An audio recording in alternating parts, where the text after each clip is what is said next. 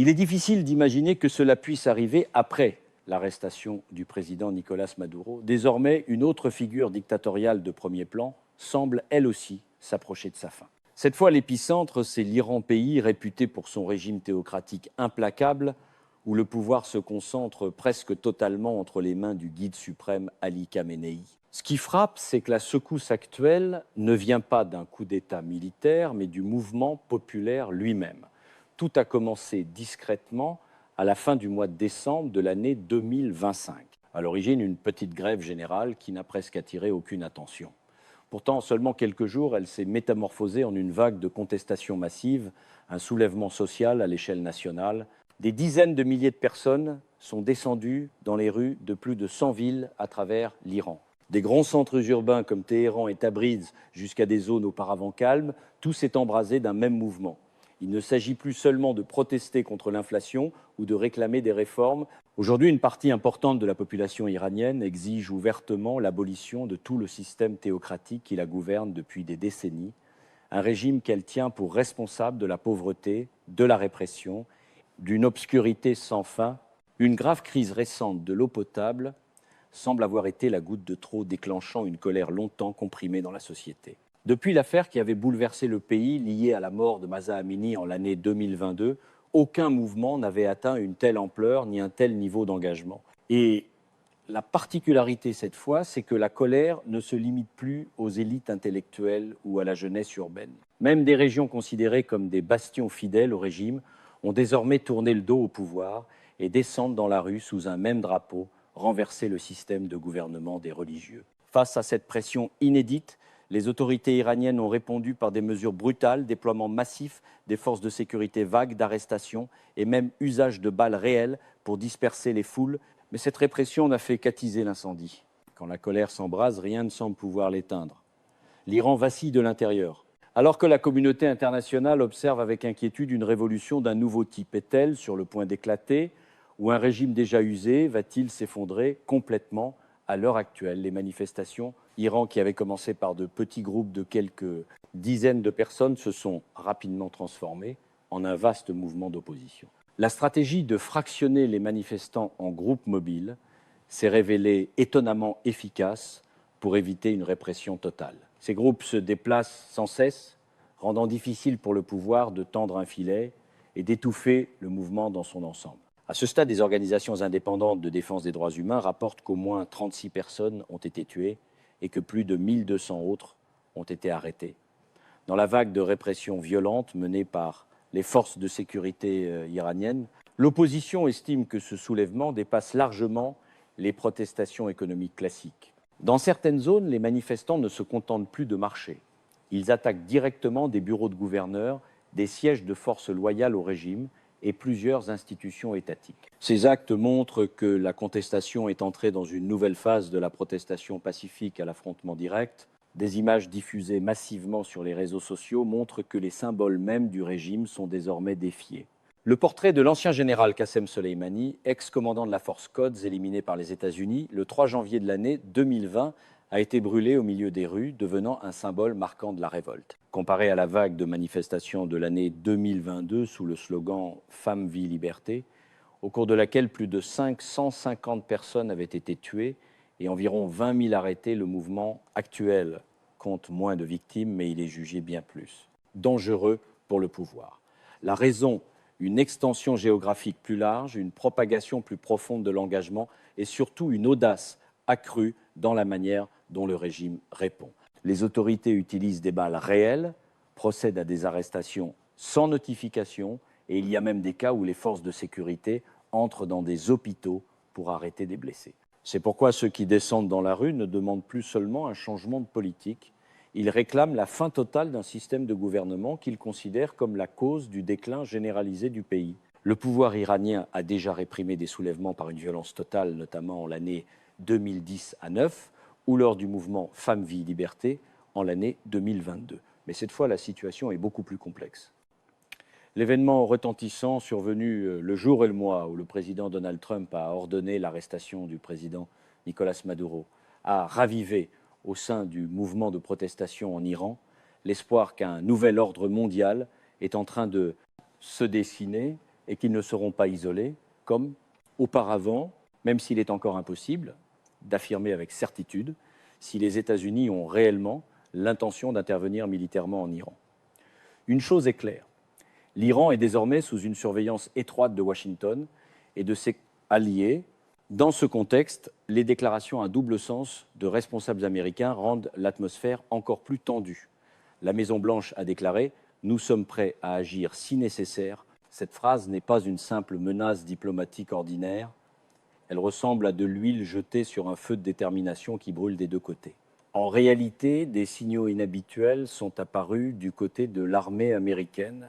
Plusieurs avions de transport stratégique, Boeing C-10 à 7, ont été repérés au Royaume-Uni sans explication officielle, alimentant des spéculations parmi les observateurs internationaux. S'agit-il d'une activité logistique banale ou du signe qu'un tournant majeur dans la politique d'engagement au Moyen-Orient approche? L'Iran fait face à un défi global sans précédent depuis la révolution islamique de l'année 1979. Il ne s'agit pas seulement de la plus grave instabilité intérieure depuis des décennies, le pays est aussi entraîné dans un réseau de conflits et de calculs stratégiques internationaux de plus en plus complexes. Le risque d'un conflit de grande ampleur mêlant à la fois des éléments de guerre civile et une intervention extérieure menace de transformer l'Iran en point chaud mondial.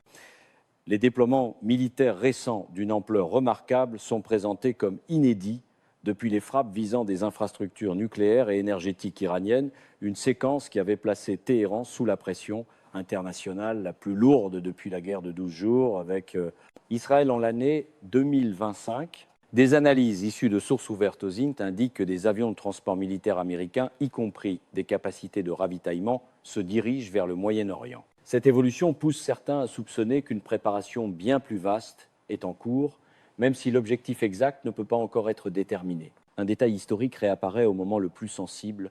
Le président Donald Trump avait ordonné la frappe ayant éliminé le général Qassem Soleimani le 3 janvier de l'année 2020, une figure considérée comme le symbole militaire majeur du régime iranien. Cette même date revient aujourd'hui comme un repère stratégique dans l'approche de l'administration Trump, vis à vis de Téhéran. Mettez-vous un instant à la place du guide suprême Ali Khamenei qui occupe le sommet du pouvoir en Iran depuis des dizaines d'années la plupart du temps dans un face-à-face avec les États-Unis et Israël.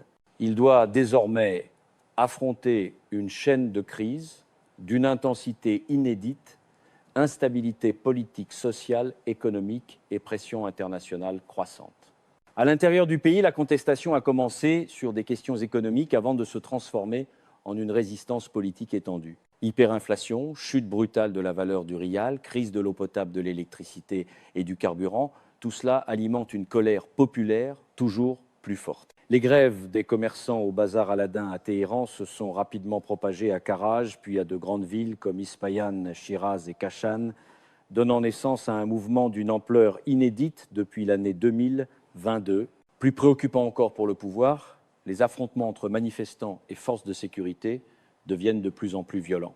Des dizaines de personnes ont été tuées, plus de 1000 ont été arrêtées en quelques semaines depuis la fin du mois de décembre. De nombreuses vidéos diffusées sur les réseaux sociaux montrent des forces de sécurité poursuivant des manifestants jusque dans des hôpitaux et des zones résidentielles, signe d'une répression toujours plus brutale. Sur le plan international, Téhéran fait face au risque d'être aspiré dans une spirale stratégique particulièrement complexe, tandis que les menaces israéliennes ne cessent de croître. Alors que les États-Unis déclarent publiquement être prêts à intervenir si l'Iran continue d'utiliser la violence contre sa population, le président Donald Trump a déclaré « Nous ne resterons pas assis si l'Iran fait couler le sang une fois de plus ».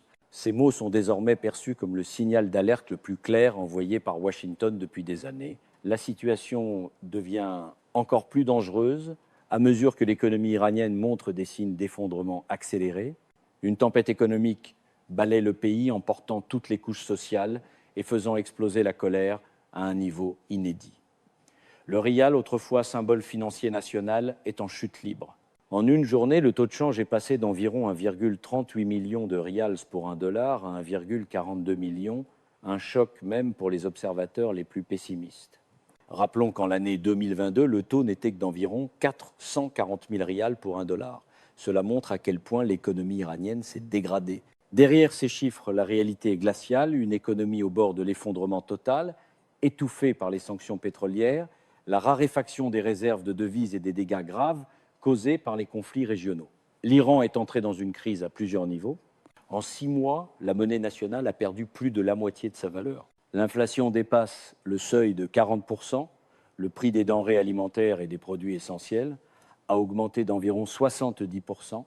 Et la crise ne s'arrête pas à la monnaie ou à l'inflation. L'Iran doit aussi faire face à des problèmes vitaux avec des coupures d'électricité à grande échelle, une distribution de carburant par coupon à l'ancienne et une sécheresse qui dure depuis 6 années consécutives. Les réservoirs d'eau à travers le pays ne seraient plus qu'à moins de 8% de leur capacité, obligeant les autorités à envisager une option sans précédent, l'évacuation d'une partie de la population de la capitale Téhéran. L'instabilité monte et l'appareil au pouvoir semble perdre le contrôle de la situation. Si l'on observe les indicateurs de croissance, le tableau économique iranien s'assombrit encore, alors qu'en l'année 2022, le PIB du pays progressait encore d'environ 4,5%. En l'année 2025, ce chiffre est tombé sous 1%. La Banque mondiale a même publié une prévision de croissance négative de moins 1,5%, une contraction redoutable qui, si elle se confirme, pourrait rendre l'année 2026 encore pire.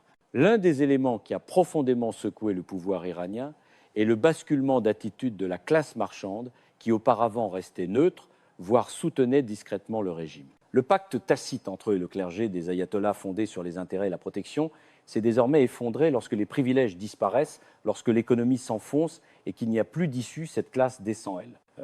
Aussi dans la rue, aux côtés du peuple, dans le mouvement de contestation. C'est un coup stratégique porté à une architecture de pouvoir que l'on croyait invulnérable. Et comment le gouvernement iranien réagit-il aux yeux de l'opinion publique? Par une succession d'actions perçues comme désordonnées et peu convaincantes. Le président Masoud Pezeshkian a reconnu publiquement l'aggravation de la pauvreté sans toutefois proposer de solutions concrètes. Le poste de gouverneur de la Banque centrale a été modifié, mais le nouveau responsable nommé n'est autre que la personne qui avait auparavant remplacé le ministre de l'économie limogé. Un cercle fermé de changements de visage, sans réforme réelle, ni restauration de la confiance. La confusion s'est propagée à un point tel que même le guide suprême, l'ayatollah Ali Khamenei, connu par le passé pour avoir ordonné une répression sévère des manifestations, a dû déclarer publiquement que le peuple avait le droit de manifester. Le procureur général Mohammad Movaedi a tenu des propos similaires. De telles déclarations n'avaient jamais figuré dans la communication officielle de l'Iran depuis de nombreuses années. Elles signalent un changement notable de tactique médiatique de l'État, tout en révélant la gravité de la crise à laquelle le pouvoir est confronté. Il ne s'agit plus de troubles épars, mais d'un séisme politique susceptible de redessiner l'ensemble du Moyen-Orient. Dans ce contexte, le régime iranien ne laisse rien au hasard. Chaque geste s'inscrit dans un schéma de réponse déjà éprouvé, allant des discours des responsables aux déclarations diffusées par les médias d'État. Le message est clair et cohérent, manifester est toléré, troubler l'ordre ne l'est pas, le dialogue est possible, mais aucune indulgence ne sera accordée aux saboteurs. Le point culminant de cette ligne est une déclaration du guide suprême, lui-même manifester serait un droit, à condition que cela vise la situation créée par Israël et les États-Unis. Une phrase qui peut évoquer un écho de la guerre froide, mais qui correspond aujourd'hui au ton officiel du pouvoir iranien. Pendant ce temps, le président Massoud Pezeshkian, qui se présente comme un dirigeant modéré, semble adopter une approche plus pragmatique. Il n'élude pas les difficultés économiques et ne rejette pas entièrement la faute sur des forces extérieures. Pourtant, une contradiction majeure apparaît. La plupart des Iraniens savent que le véritable pouvoir n'est pas détenu par le président, mais par le guide suprême. Les slogans ont évolué, passant de revendications économiques à une contestation directe du régime. Des banderoles surgissent dans les rues, dans les établissements scolaires, sur les places publiques et même à l'intérieur de l'université de Téhéran, où des étudiants scandent « Mort au Vlayat Faqih », une attaque frontale contre le principe fondateur du système théocratique. La doctrine du Velayat Faqih qui confère au guide suprême un pouvoir au-dessus de toutes les institutions civiles est désormais publiquement remise en question. Il ne s'agit plus d'une critique personnelle d'Ali Khamenei, mais d'un rejet systémique de l'architecture même de la République islamique. Lorsque ce principe est exposé au jugement de l'opinion publique, c'est le socle idéologique et politique de l'État théocratique qui vacille. Et comme souvent face à une crise profonde, la réaction instinctive du régime reste la répression. Les universités sont contraintes de fermer, des centres commerciaux sont verrouillés sous prétexte d'un manque de budget pour le chauffage en période de froid, une justification perçue comme une ironie sombre au cœur d'une crise politique majeure. La connexion à Internet est réduite de 35% sans explication officielle, une méthode déjà employée lors des manifestations de l'année 2022 et pendant la guerre de 12 jours avec Israël. Les forces de sécurité sont déployées dans les grandes artères. Bien que l'ampleur et le caractère relativement pacifique des manifestations actuelles aient réduit le nombre d'incendies et d'actes violents par rapport au passé, le nombre de morts et d'arrestations continue d'augmenter. Parmi les personnes détenues figure Narges Mohammadi, militante des droits humains et lauréate du prix Nobel de la paix en 2023, arrêtée quelques jours avant l'explosion du mouvement. Signe clair que la tension en Iran a atteint un seuil critique. Un événement a profondément choqué l'opinion internationale. Au cœur même de Téhéran, le drapeau de l'ancienne monarchie Pahlavi, le drapeau au lion et au soleil, est soudain apparu dans les rues. Symbole effacé après la révolution islamique de l'année 1979, il flotte à nouveau dans la capitale de l'État théocratique. Des slogans appelant au retour des Pahlavis ont retenti là où une semaine auparavant, encore évoquer ce nom relevait du tabou ou de la dérision politique. Une nouvelle phase semble émerger, des souvenirs historiques que l'on croyait enfouis ressurgissent au cœur d'une crise contemporaine.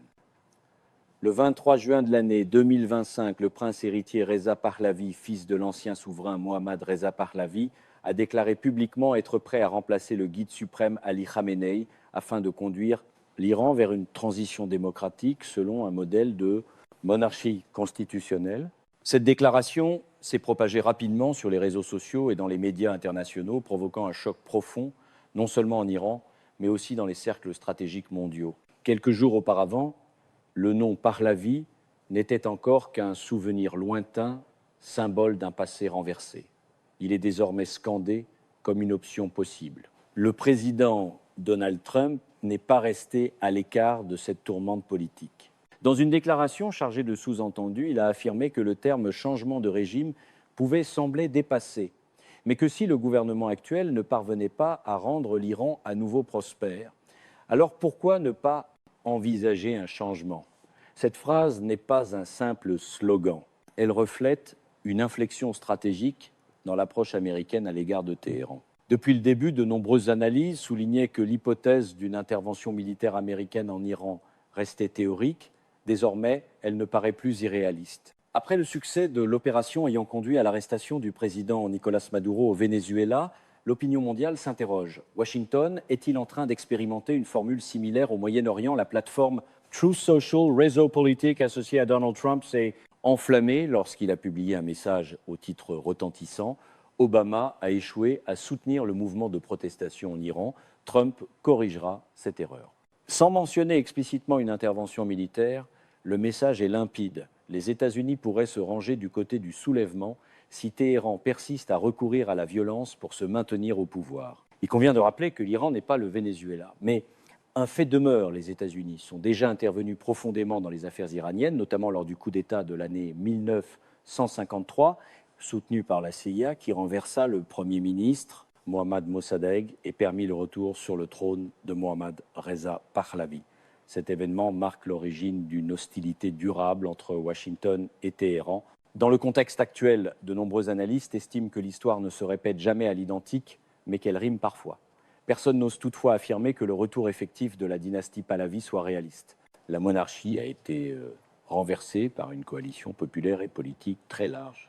Aujourd'hui, même si le drapeau Pahlavi apparaît dans certaines manifestations, de nombreux participants au mouvement expriment leur scepticisme. S'agit-il d'une initiative spontanée ou d'une mise en scène orchestrée par les forces de sécurité pour discréditer la contestation, tandis que ces symboles monarchiques flottent à Téhéran?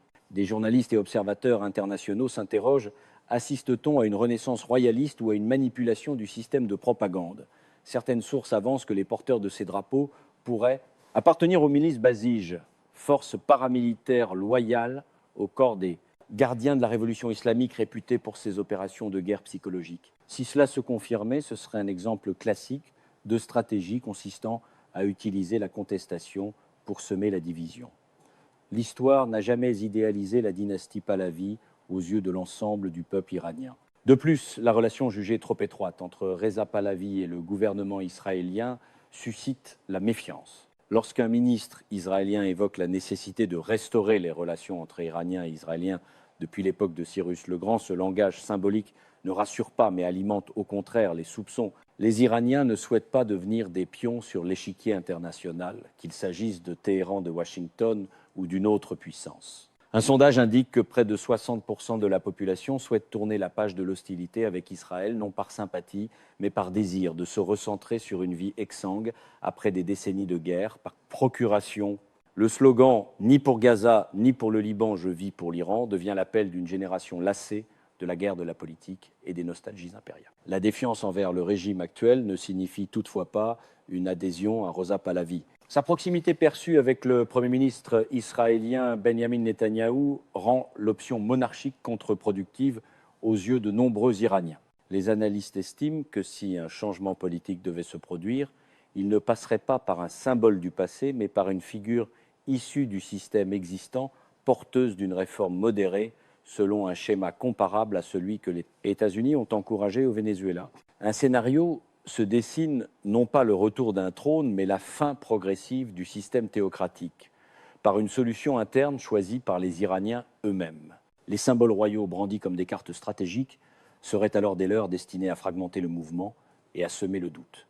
À l'heure actuelle, la flamme de la contestation ne s'est pas éteinte. Des slogans de l'année 2022, Femmes, Vie, Liberté, aux grèves de la fin de l'année 2025, toutes les couches sociales sont entrées en scène, étudiants, ouvriers, petits commerçants, agriculteurs. Ce n'est plus une réaction à un événement isolé, mais l'aboutissement logique de décennies de gouvernance défaillante. Le monde observe désormais l'Iran. Chaque manifestation, chaque banderole, chaque nom scandé peut être le prélude à un séisme politique au Moyen-Orient. Mais il serait prématuré de proclamer une victoire. Le nouveau shérif n'est pas encore entré en fonction et le régime théocratique tente toujours de s'accrocher au pouvoir fus dans la détresse. Mesdames et messieurs, la durée de notre vidéo s'achève ici. Nous vous remercions de votre attention et de votre fidélité. Nous vous donnons rendez-vous dans nos prochaines vidéos.